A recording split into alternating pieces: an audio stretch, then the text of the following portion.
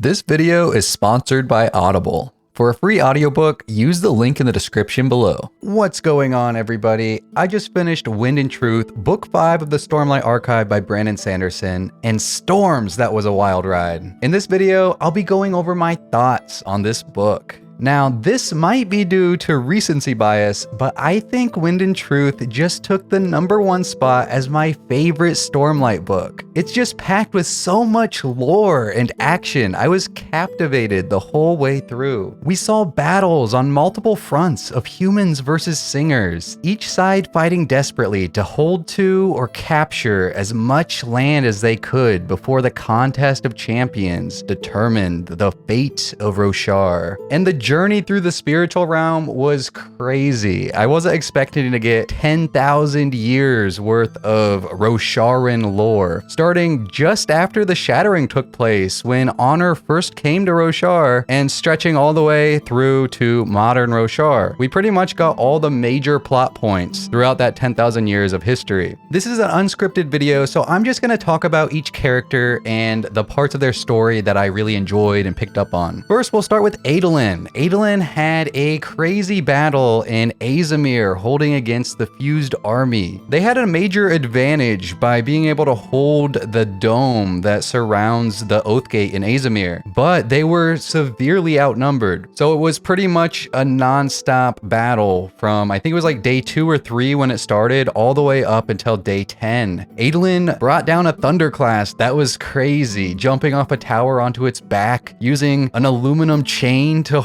cling to the Thunderclast and stab through it with the Azish Shard blade. And then he loses his leg in that fight when the Thunderclast falls on him, smashing his leg. Despite losing his leg, he refused to give up. He instantly starts practicing walking with that peg leg, and even though he couldn't wear his Shardplate any longer, he still got right back into the battle, standing in the pike and shield wall like a normal soldier. This is the first time he's ever really went into battle without his Shardplate, and I think it really humbled him. And then of course, Maya was able to bring all the dead-eyed Spren, the ones that have been abandoned and forgotten. And those dead-eye Spren were able to help them out, appearing in the physical realm as Shardplate and Blade for Adolin and his crew to use. At the end, I think we had 36 sets of dead-eye Shardplate and dead-eye Blades that were able to be used by people that didn't take up Radiant Oaths. And they function the same way pretty much as Radiant Plate and Blades do. The blades can be summoned instantly without having to wait 10 seconds. The plate can change shape to fit the person perfectly.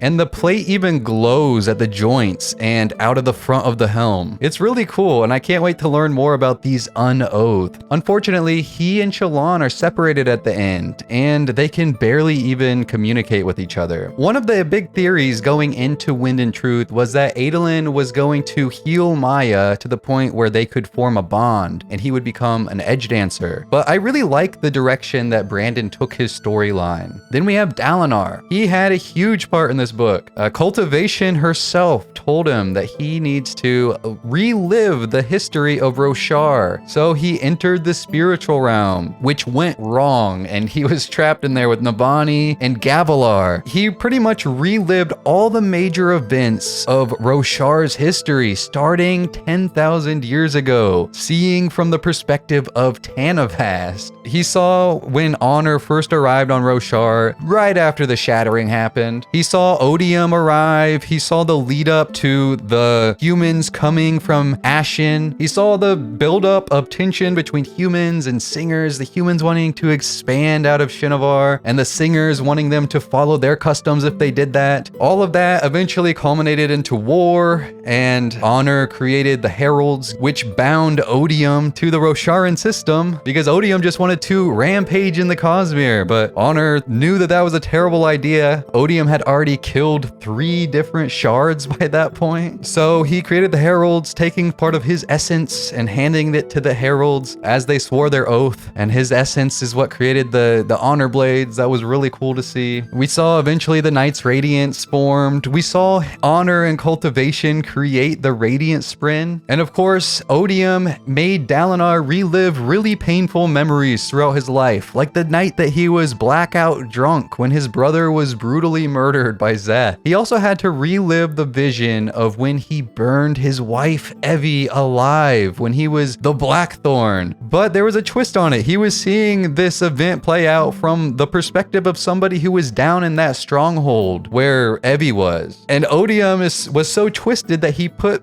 Gav in there as well to witness all those events. Dalinar started realizing he could kind of direct how these visions were playing out. He had a little bit of influence on how he could steer them. So he didn't let Evie be burned in this vision. He instead confronted his younger self, the Blackthorn. He gave the Blackthorn his own memories, and he showed him the future of what happens with Gavilar. After all of that, the power of honor still didn't want to accept him. So the Stormfather puts him back in the physical realm in Urithiru just in time for the Contest of Champions, which is where we get this image of Dalinar holding the Way of Kings, walking up the steps to the top of Urithiru, and we can see the shadow of Odium. The contest didn't go how Dalinar expected. Odium's champion was indeed Gavilar, which is what a lot of people had speculated, but a lot of the speculation was that Gavilar would be a child still. But no, I think it was even worse than that. Odium snatched Gav from Navani when she was exiting the spiritual realm and replaced him with a homunculus, basically, like a sleeping mound of flesh that looked like Gav. It was a really messed up plan. And he kept Gav in the spiritual realm for what was, from Gav's perspective, 20 years. He grew up from a child of like 5 or 6 to a man of age 25 or 26. And during that whole time, he was training him to hate Dalinar. Of course, Dalinar didn't want to kill his grandson. I mean, he did contemplate it, but he knew it wasn't right. At the end, the Power of Honor did accept Dalinar, and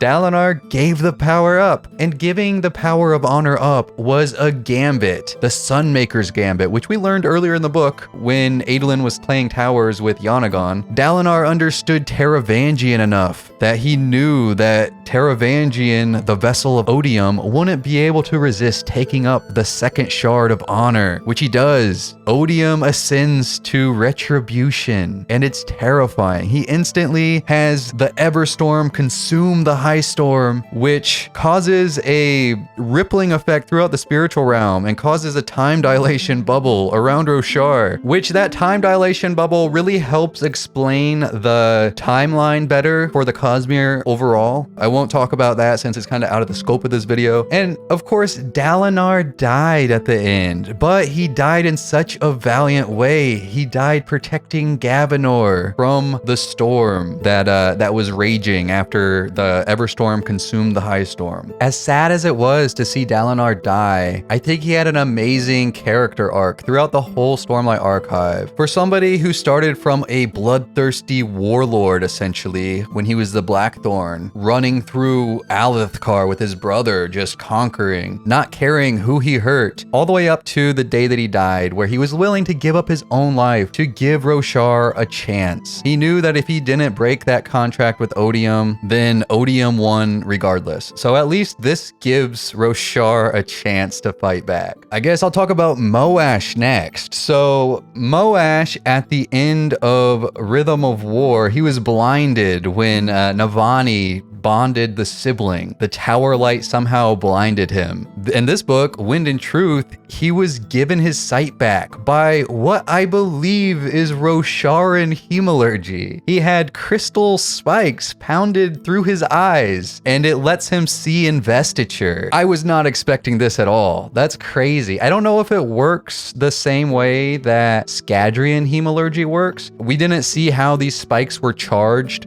We might have gotten a hint to how they're charged because we did see in the cave when Szeth goes to visit the voice and meet the voice for the first time, we saw that there were sprin nailed to the walls and floors with crystal spikes. So that might be the way that these spikes are charged, but it hasn't been explicitly stated yet. This version of Hemalurgy might be even more creepy than the Scadrian version because these crystal spikes apparently grow once they're hammered in. So there's spikes kind of poking out from Moash's head all around, forming almost a crown, and his eyes glow. I think they glowed purple, maybe like a violet. And he also can still blink his eyelids normally over these spikes, which for whatever reason, that creeps me out. But yeah, we didn't really see him too much. He did go to the Shattered Plains with El to help fight there, and he attacked Sigzil. He killed Leighton and Leighton's Sprin. That was terrible. And Leighton let out a death rattle, which turned out to not be true, basically predicting Sigzil's death. So we know that death rattles aren't always completely true. They don't have to turn out the way that they're alluded to, I guess. And then, of course, Moash nearly killed Vienta, Sigzil's Sprin, but Sigzil was able to revoke his oaths, break his oaths, right before Moash stabbed her with the anti-light dagger. So she was puffed back into the cognitive realm before the dagger hit her. She did lose an arm, I believe. But then after that, Moash just kind of ran off. So that was the last we saw of him. I'm sure we'll see a lot more of him in Arc 2 of the Stormlight Archive. Next, I'll talk about Szeth and Kaladin together because they spent the vast majority of this book together in Shinovar. And this shows them arriving in Shinovar when they first see the darkness over one of the monasteries. So Szeth's arc was actually really interesting in my opinion. He was sent on a quest to cleanse his homeland. He wasn't really told how to cleanse it.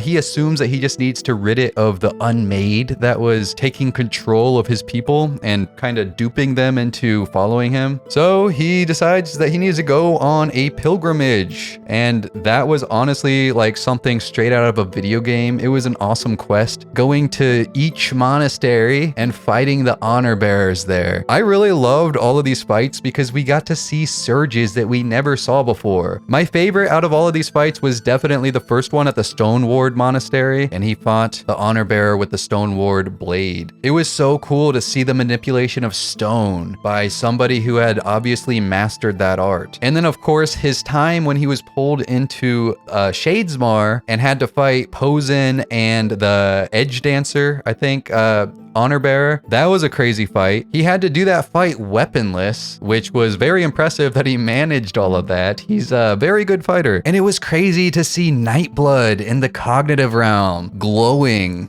like a miniature sun or something. And speaking of Nightblood, he communicated with the honor blades and learned how to grant surges to the people holding him. Not only that, he can also form a line of connection and tether himself to people to leech off their Stormlight anytime he's out of his sheath. That makes him even more OP than he already was. That is one scary sword. I can't wait to see him in another story. It was also really cool to see all of his flashback chapters. And RIP to Molli. She was such a good sheep. Her death is really what kind of sparked his whole arc of becoming a truthless and yeah, going on this whole quest of cleansing his homeland. I mean, she was at least a variable in the start of that. We learned so much lore about Shinovar. I feel so bad for Szeth now that we learn about his childhood being just ripped away from him and him being manipulated by this voice throughout most of his life, who turned out to be the Herald Ashar. That's so messed up. It was great to see that Kaladin's therapy was actually working on Szeth. He started realizing that there is a light at the end of the tunnel, that he is redeemable. He can't take back what he did, but he can live his life in such a way that he won't make the same mistakes again, and he can learn from his past and realize that there are reasons that he did it. Even if they aren't good reasons, it still explains why it happened, right? It was also pretty interesting to learn that Szeth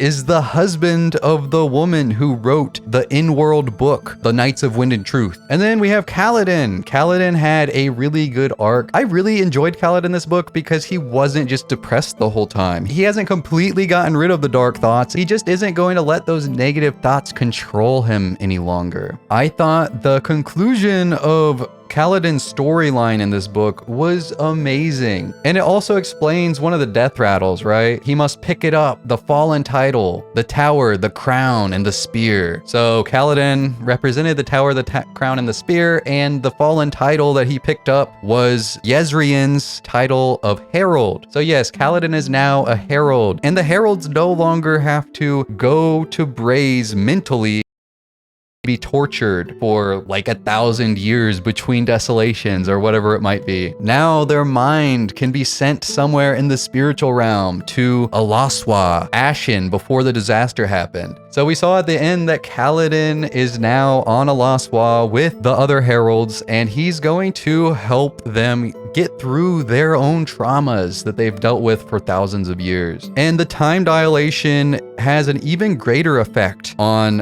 where they're at in the spiritual realm. So they might be in there for, from their perspective, like hundreds of years or thousands of years even before they're recalled again back to the physical realm. So that's amazing. Kaladin and the heralds really deserve this break. They've been through so much. And I also think Kaladin will make an excellent herald.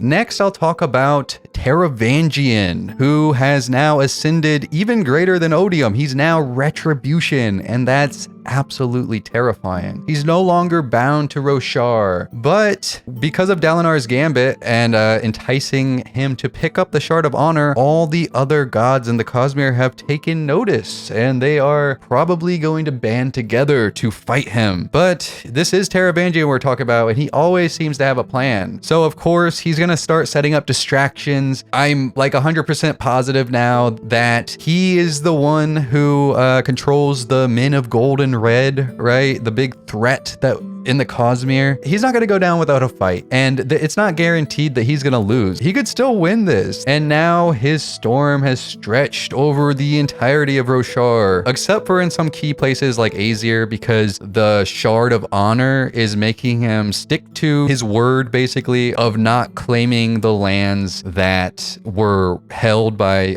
the coalition at the time of the contest, even though he's not really bound to that by oath anymore, I don't think. But the Shard of Honor is just very particular in what it considers breaking oaths. He's gonna have to be very careful to not upset the Shard of Honor, because it might just leave him.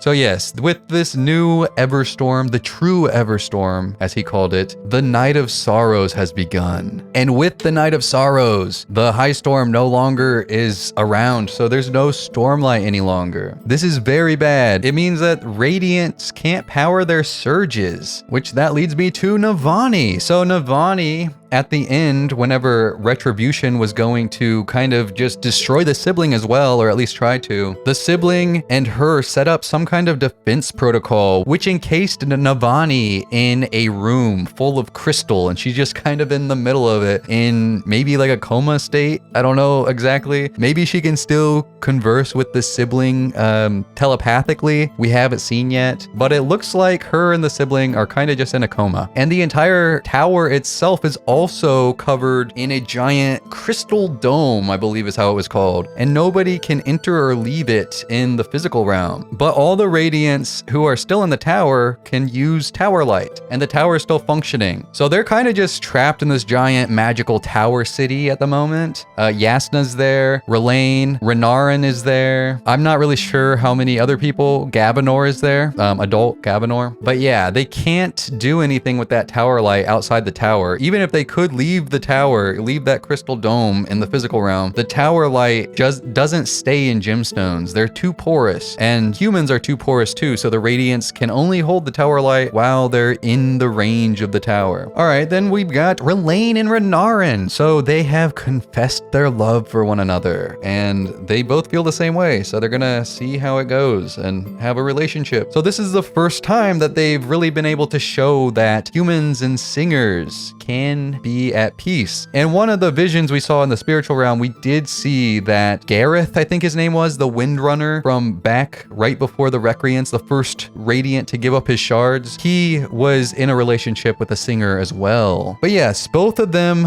Renarin and Rlain, they both know that they're going to be ostracized pretty much for forming this relationship, and neither side is going to understand. The singers aren't going to understand and the humans aren't going to understand, but they know that they need to find a way to bring peace to both of their people. They also freed Ba-Ado Mishram from her prison in the spiritual realm. We haven't yet seen what ramifications that will bring about, but Ba-Ado Mishram is pretty vocal about her hatred for the humans for imprisoning her. So we'll see how that goes. Shallan also went into the spiritual realm with Rlain and Renarin, and they were trying to see what the Ghost Bloods were up to, and also trying to track down Ba-Ado Mishram's prison before the Ghost Bloods could get to it. So Shallan did something huge. She finally faced the truth about her mother, and the theory was correct that her mother was the Herald Chanarach. So when Shallan killed her mother all those years ago, that sent her mother Chanarach to Braze, who lasted for a few years and then was eventually found and tortured and broke. And that's when Chanarach and Town were sent back to Roshar and the true desolation began. Now, it's unclear whether the Everstorm would have let the desolation begin or not, regardless of Shallan killing her mother, but this for sure seemed to expedite that process at the very least. Shallan also swore the fourth ideal, so she has her armor now. Shallan also killed Iyatul and Meraze. So the Ghostblood leader on Roshar and her right-hand man are both gone now. At the very end of her arc, the Oathgate Spren lost their power to transfer people between realms. So she's trapped in Shadesmar. And we find out that she might be pregnant. So here we go. This is the last perspective we get from Shallan. Chapter 147, the very last chapter. It says she might never see Adolin again. Her hands went to her stomach, cradling it. Oh,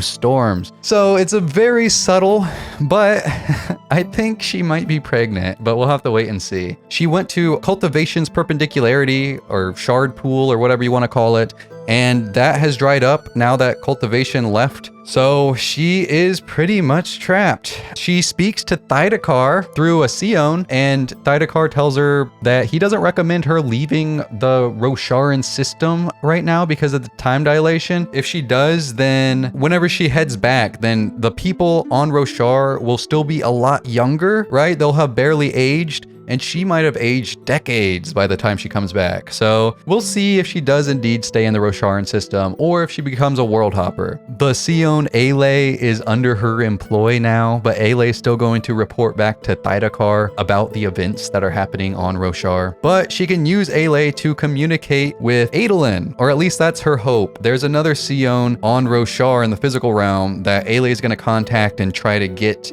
that Sion to head to where Adolin's at in Azir. We also have Sigzil. So Sigzil was placed in charge of leading the battle for the coalition at the Shattered Plains. And at first he was very hesitant about taking up that leadership position, but he really grew into it and he started realizing he is a good leader. Unfortunately, he had to break the bond with his Spren, Bienta, so he's no longer a Radiant at the end of Wind and Truth. Oh, and Wit also gave him his Dawn Shard that he was secretly holding this whole time. Sigzil got pushed into Shadesmar by some kind of contraption that Wit placed on him. So now he's trapped in Shadesmar. He has the Dawn Shard. It's already starting to change him physically. It's giving him heightenings, and he finds the Iriali caravan. The Iriali are going on their next leg of their journey to a new world. Kusakesh the Protector came out of the water and announced their journey is about to begin and opened a perpendicularity. It was kind of wild. So Sigzil joined that caravan. A family let him get in their wagon to rest because he hasn't been able to sleep for like months, I think it was, because of the Dawn Shard. I guess that when you hold it, you just don't need sleep. It's the Dawn Shard of Exist. So yeah, whenever he's in that wagon, a High Spren also joins him, and that High Spren is Szeth's High Spren. Szeth rejected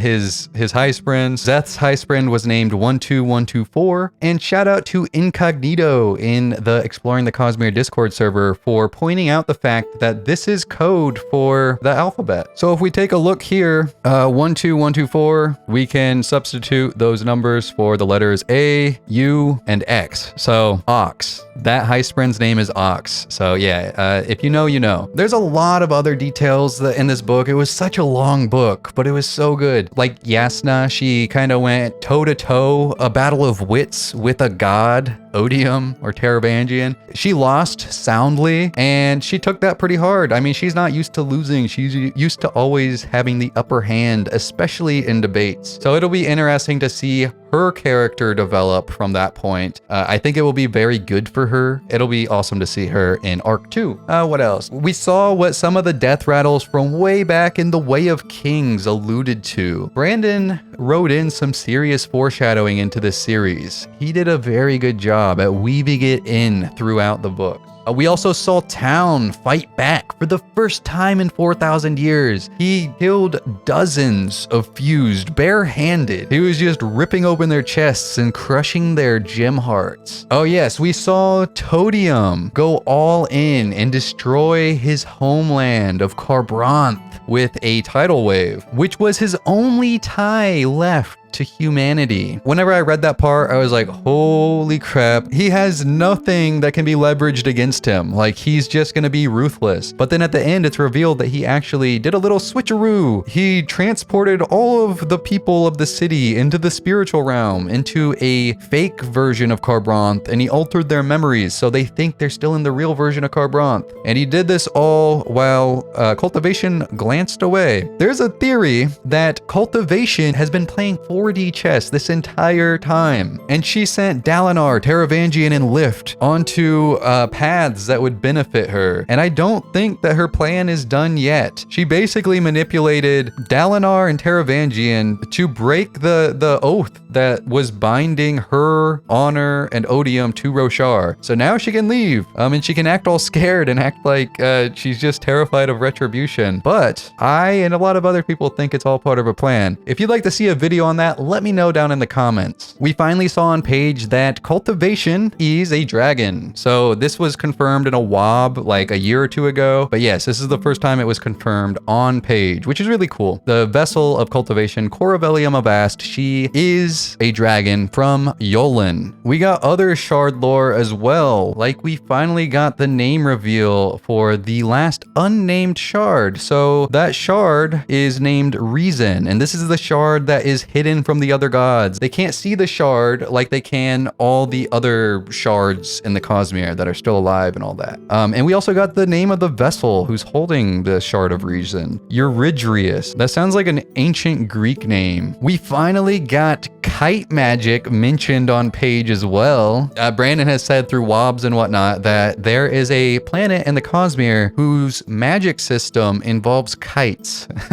So Moraes talks about it here, and he says, another where people fly upon kites as if every man were a windrunner. And the god of that planet is apparently Whimsy, the Shard of Whimsy. I hope we get that story sooner or later. That'll be very interesting to read about. All right, I think the last character I need to talk about is Lift. We didn't see her too much throughout this book, but she did get her chicken back. She found that her chicken was being held captive in an aluminum-lined room within the Tower of Urithiru. Vasher, or Zyle as Lip knows him by, was also being held captive in this room. So she found them both at once. She freed the chicken, and then she fought a full Ferrochemist, Axenjweth. She noticed right when Axenjweth was tapping steel. I don't really know how she was able to instinctively know that was happening. She said something along the lines of she could tell that Axenjweth was becoming awesome, and then she instantly just uses her powers to add traction to the floor, and Axenjweth is running so fast that when she hits that extra traction, she breaks her legs and hits the ground and goes unconscious. So Zyle is going to train her now. That's gonna be awesome. She's gonna be an absolute badass in Arc 2 of Stormlight. And also, she's going to be very valuable because even though there's no more High Storm, so no Stormlight, Lift doesn't power her surges that way. She powers them by consuming food and converting that food directly into life light. That was part of her boon and curse from Cultivation. So she should be able to use her surges like normal. So she'll be extremely valuable. Both her and Renarin, honestly, are two characters that they weren't really up there in my favorite list for most of the series, but now they're both up there in like my top 10 favorite characters at least. Alright guys, I went on way longer than I expected to with this video. There was just so much to discuss, and I didn't even touch on everything. There's so much in this book, which is why it's now my favorite Stormlight book. Let me know in the comments, guys, what kind of topics you want to see covered on my channel now that we have so much new lore. And don't forget, you can get a free audiobook thanks to the sponsor of today's video, Audible. All you have to do is use the link in the description and sign up for an Audible Premium Plus 30-day free trial. Once you do that, Audible will give you a credit, and you can use that credit to get any audiobook of your choice. Being an Audible member also gives you access to the Audible Plus catalog, which is full of thousands of other audiobooks and podcasts. Audiobooks are great. They really make the reading experience so immersive. So once again, get your free audiobook today by using the link below. That's it for this video, guys. I'll see you in the next one.